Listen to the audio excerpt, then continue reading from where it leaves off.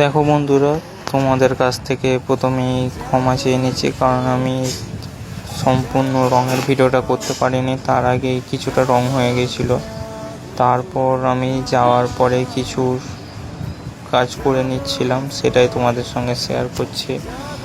যেমন এই পাড় আর শাড়ির কিছু নকশা করে নিয়েছিলাম। আমি আর আমার দাদা মিলে কিছু কাজ করেছি, সেটাই তোমাদের সঙ্গে শেয়ার করলাম।